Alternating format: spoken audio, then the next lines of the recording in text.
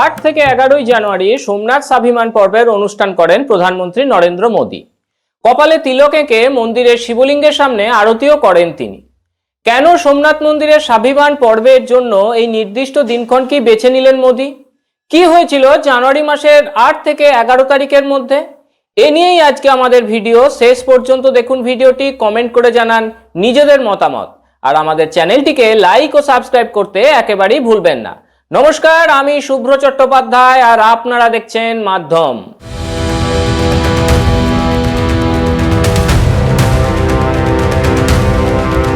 1026 খ্রিস্টাব্দে সেই ভয়ঙ্কর রাত, যখন গুজরাটের ভেড়াভালের আরব সাগরের তীরে দাঁড়িয়ে থাকা সোমনাথ মন্দির চরম বিপদের মুখে পড়েছিল। মোহাম্মদ গজনী সেনাবাহিনী দ্রুত গতিতে মন্দিরে আক্রমণ চালায়। লুট করা হয় মন্দিরের ধনসম্পদ এবং ভাঙা হয় শিবলিঙ্গ।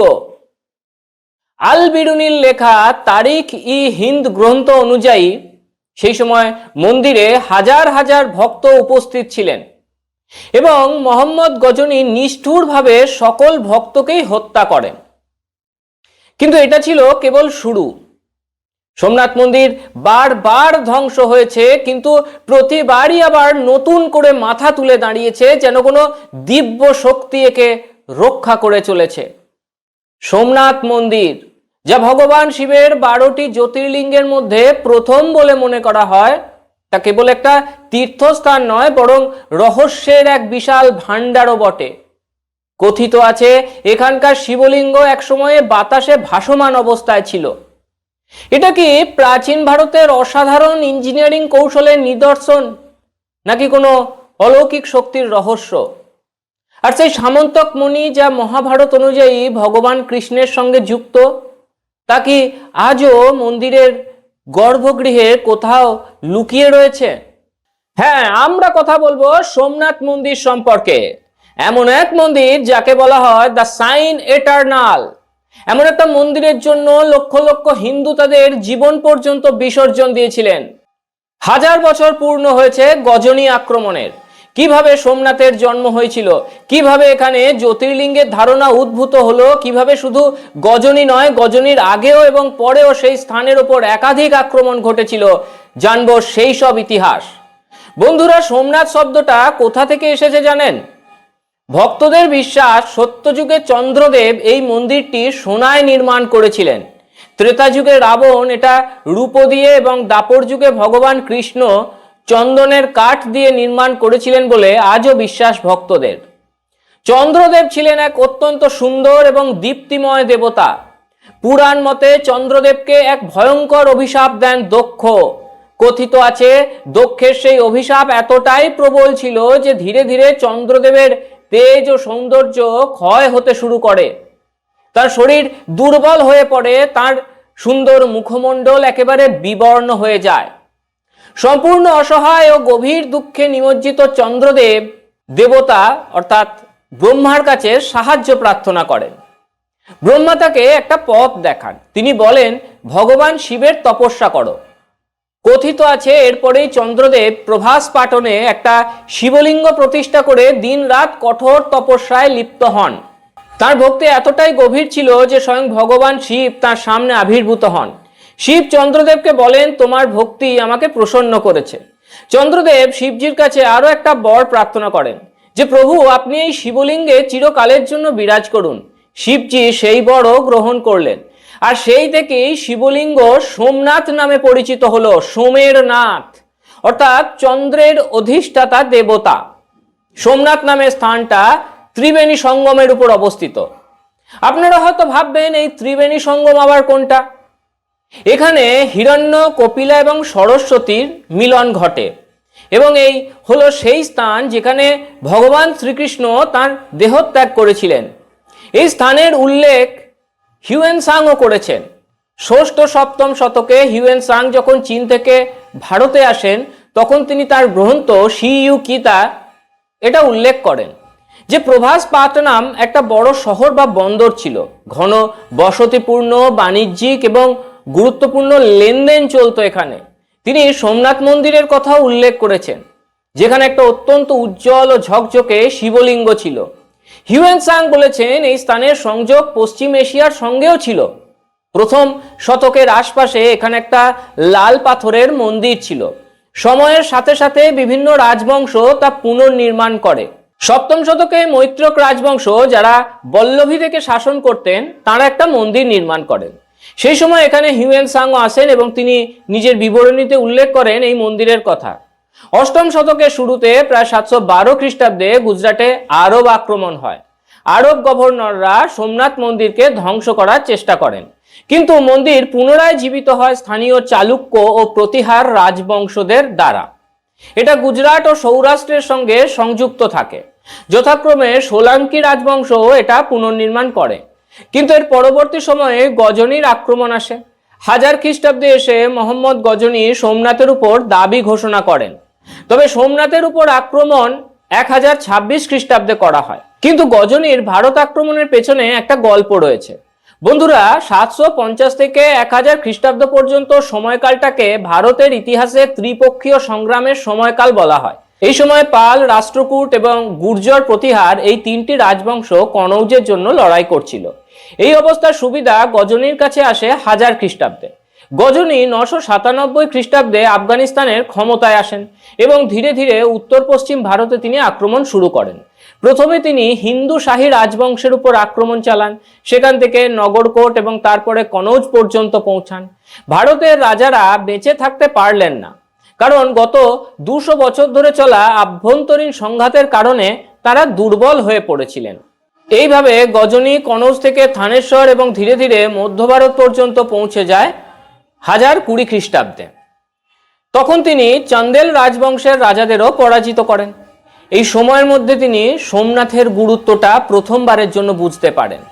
এটা এমন একটা স্থান ছিল যেখানে বাণিজ্য চলত, এমন একটা স্থান ছিল যেখানে লক্ষ লক্ষ হিন্দুর আস্থা ও ভক্তি কেন্দ্রীভূত ছিল, এমন একটা স্থান ছিল যার বিষয়ে আল-বেরুনি লিখেছেন যে সেখানে সোনা, রূপা, মূল্যবান রত্ন প্রচুর ছিল।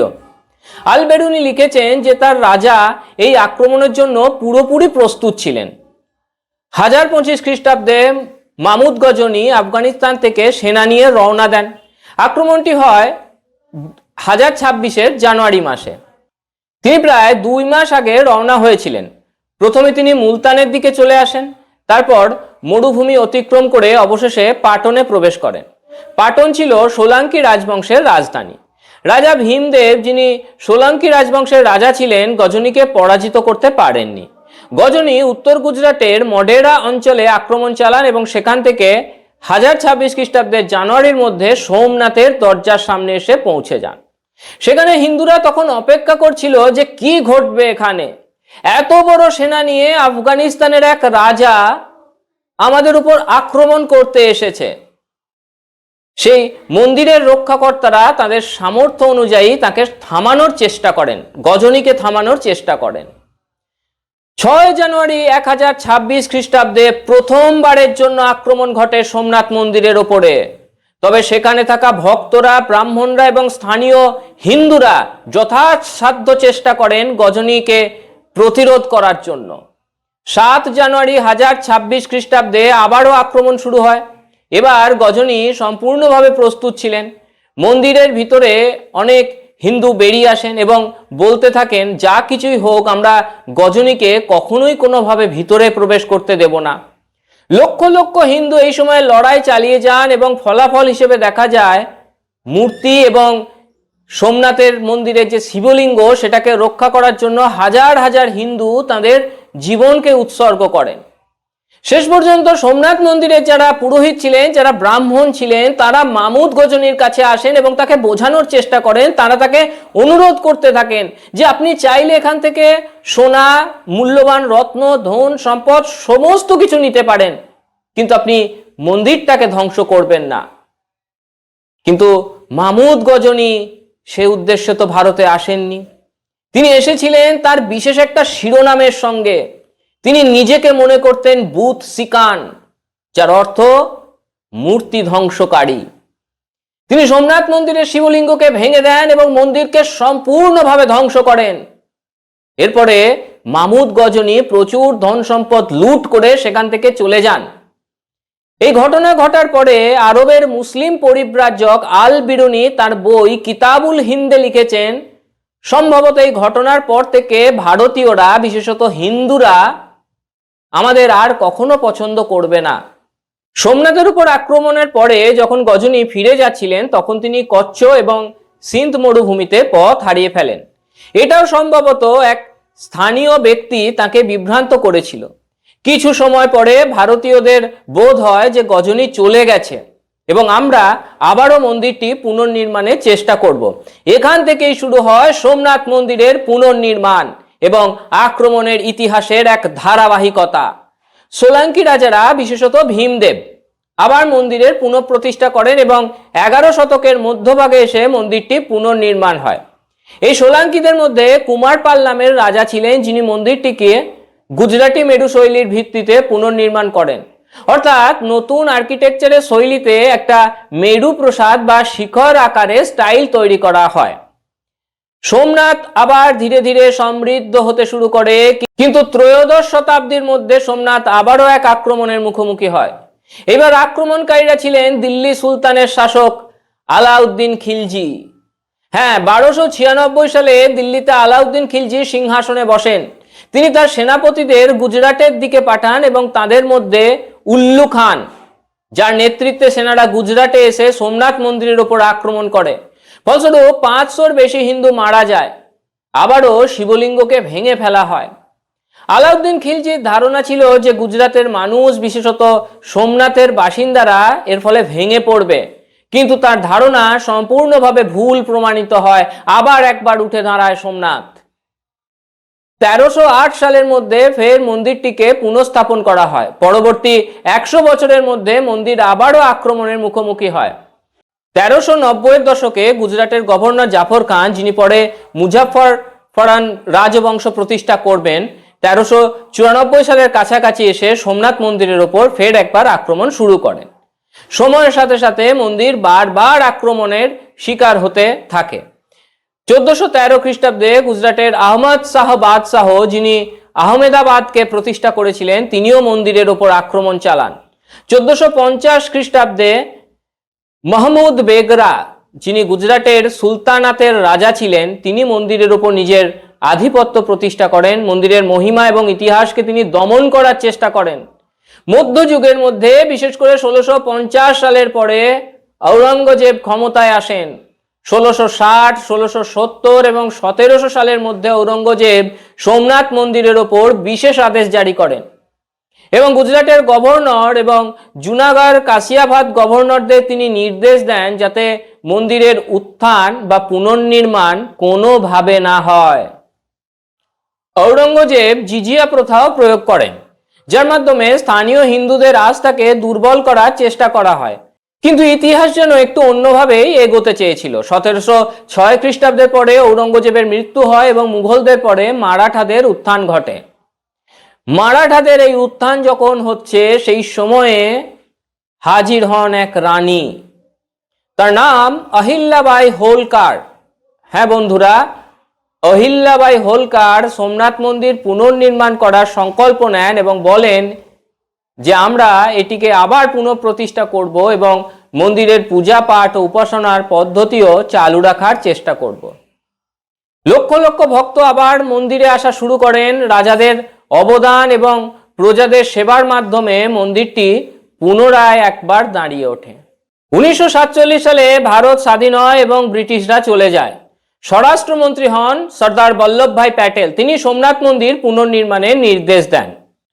জনগণের দানের মাধ্যমে, একটা ট্রাস্টের মাধ্যমে পুনর্নির্মাণ করা হচ্ছিল এই মন্দির, কারণ এটা ছিল লাখ লাখ ভারতীয়দের বিশ্বাস ও আস্থার এক কেন্দ্রবিন্দু। তবে এতে প্রথম বাধা দেন জওহরলাল নেহেরু। মন্দির তৈরি হওয়ার সময় মন্দিরের চেয়ারপারসন কর্নেল মুন্সি এবং নেহেরুর মধ্যে মতভেদ সৃষ্টি হয়, কারণ ভারতের প্রথম প্রধানমন্ত্রী নেহেরু মনে করেছিলেন মন্দিরটি পুনর্নির্মাণ হলে তা হিন্দু ধর্মই দেশে প্রাধান্য পাবে। তিনি সর্দার প্যাটেলকে নিয়ে প্রশ্নও করেছিলেন যে সোমনাথ মন্দির করা ঠিক হবে কিনা। তবে প্যাটেল স্পষ্টভাবে বলেন যে মন্দিরটি পুনর্নির্মাণের উদ্দেশ্য ঠিক কী ছিল। এ নিয়ে জওহরলাল নেহেরু পাকিস্তানের প্রধানমন্ত্রী লিয়াকত আলী খানকে চিঠিও লিখেছিলেন এবং এখানে তিনি প্রশ্ন তুলেছিলেন, সোমনাথ মন্দির নির্মাণ হলে ভারতের ধর্মনিরপেক্ষতা প্রশ্নের মুখে পড়বে নাকি। এটাই ছিল আজকের রাহুল গান্ধীদের পূর্বসূরি। মন্দির তো প্রতিষ্ঠিত হলো, উদ্বোধনে কে আসবে? এই সময় তৎকালীন রাষ্ট্রপতি রাজেন্দ্র প্রসাদকে আমন্ত্রণ জানানো হয়। এটা নিয়ে এক বড় রাজনৈতিক বিতর্ক জন্ম নেয়, কারণ নেহেরু কখনো চাননি যে আমাদের তৎকালীন রাষ্ট্রপতি রাজেন্দ্র প্রসাদ সোমনাথ মন্দিরের প্রাণ প্রতিষ্ঠায় অংশ নিন।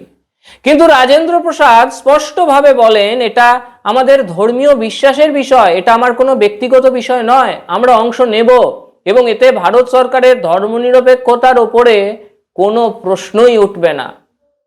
1951 সালের মে মাসে ভারতের তৎকালীন রাষ্ট্রপতি রাজেন্দ্র প্রসাদ প্রাণ প্রতিষ্ঠা করেন সোমনাথ মন্দিরের। প্রকৃতিও এই মন্দিরের কোনো ক্ষতি করতে পারেনি। বহু ভয়ঙ্কর ঝড় এসেছে, সমুদ্রের উত্তাল জল বিশ্বের নানা প্রান্তে ধ্বংস ডেকে এনেছে, কিন্তু সোমনাথ মন্দির নিজের জায়গায় অবিচল থেকেছে। আজও প্রতি বছর লক্ষ লক্ষ ভক্ত এখানে তাদের মনোকামনা নিয়ে আসেন এবং বিশ্বাস করেন সোমনাথ দর্শন করলে সমস্ত পাপ ধুয়ে যাবে। স্কন্দ পুরাণের একটা শ্লোকে খুব স্পষ্টভাবেই উল্লেখ করা হয়েছে, সোমনাথ জ্যোতির্লিঙ্গম সর্বপাপ বিনাশনম। অর্থাৎ সোমনাথ মন্দিরের জ্যোতির্লিঙ্গ সমস্ত পাপকে নাশ করে। আজ এখানেই শেষ করছি। কেমন লাগলো আমাদের প্রতিবেদন জানাতে ভুলবেন না। সঙ্গে থাকুন, দেখতে থাকুন মাধ্যম।